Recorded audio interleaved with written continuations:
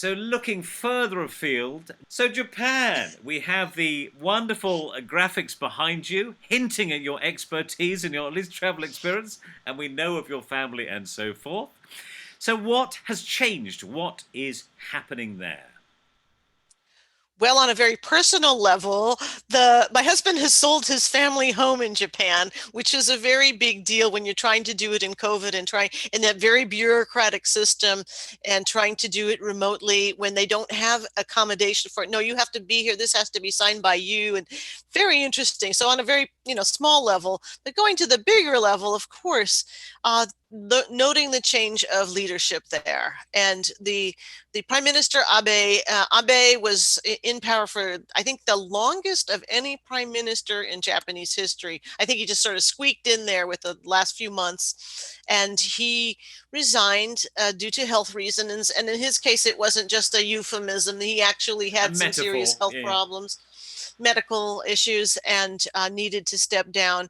And it's very interesting. The person who emerged as the next prime minister, Yoshihide Suga, and I have people who are telling me, "Oh, the Reiwa guy," because this is the Reiwa era. If you're familiar with the eras in Japan, they go by the imperial era. And when they made the transition from the previous emperor to the current emperor, they're now in the Reiwa era. And Suga San, the guy who's the prime minister now, was the one who held up the sign that said, "This is the name of the new era." So people think of him as the Reiwa guy, but he's not really well known, I think, Okay, in okay. general, and he's not a diplomat, they say.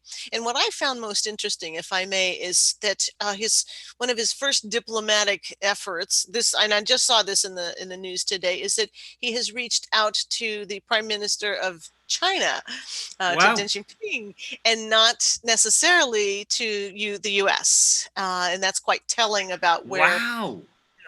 where Japan is headed and what they see as the important relationship. And So that's what either the I guess threat that's or the the concern that promise, people are, yeah. we're hedging against China, and how do we do that? Exactly. So, Yeah. Or we're having to deal with it. We're having to engage with this. Yeah. Yes, because for absolutely. decades you could just ignore it and say they're small and backwards, and now they are enormous and have a foothold absolutely everywhere.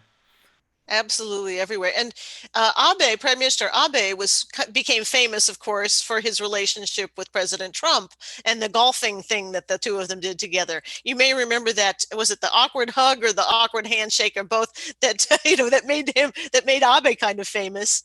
But it was something that was going on for some time, and it gave Abe, I think he felt like he got a little bit of international, at least, visibility because of that.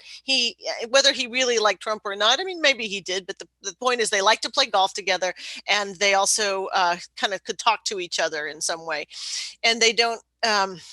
And now that we don't have, or Japan doesn't have that relationship anymore in that sense, or we'll have to build it, or maybe he's going to wait until the end of the election. I don't know, Yeah. but it's going to be different, I think, because Abe was quite known internationally. He spoke some English. He'd studied in the U.S.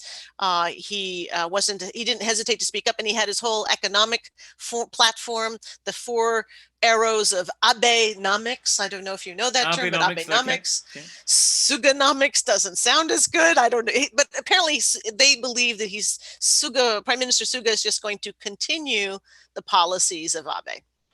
Okay, so all right. So is it an arrangement or something original? How does it all work? Is it a bit of a setup? I mean, is this new guy going to have power, or is it going to be a bit of puppeting? What's your feeling? Uh, that's a good question. It will depend on, kind of how he approaches it. Abe kind of came in an unusual way and was very, kind of big splash. We're going to make, I don't want to say make Japan great again, but it was kind of like that. Let's bring Japan back into the international forum. And it's unclear if Suga has that kind of energy, or that Yeah, yeah, that yeah. need to be out there, because Japan, it's, the prime ministers, there've been so many in the turnover, every year there's a new one, and you don't even know their names, really. So we will see what he Okay, does. okay. But the other thing that I don't know if it's him or just a coincidence, but the yesterday's news was that Japan will be opening its doors once again to international travelers. This is very big. Now, of course, you get there, you arrive in Japan, even my husband, who's a Japanese national, you will get tested for COVID at the airport, and you will not go by public transportation to wherever you're going to be quarantined. They have special transportation for you, and you will be quarantined for 2 weeks once you get there. But the fact is that they're Anybody, talking if about you're positive, negative, you're still quarantined.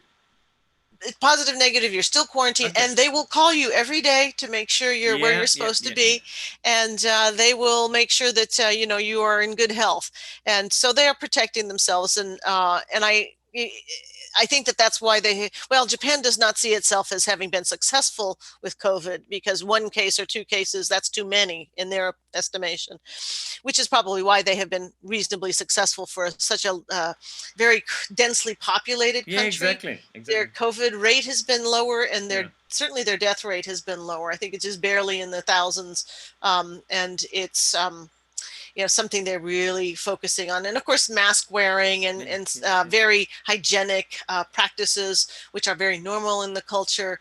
They just continue on with those. Yeah. So thank you so much for coming in a fairly early scenario for you. It's the end of the week here. We're all fairly exhausted. It's been a pretty crazy time here, but thank you so much. Maybe we'll see you Mm. soon and we can do some other stuff. All right. Thank you so much. Thank you, viewers, for plugging in. We'll see you soon too. All right. Bye bye.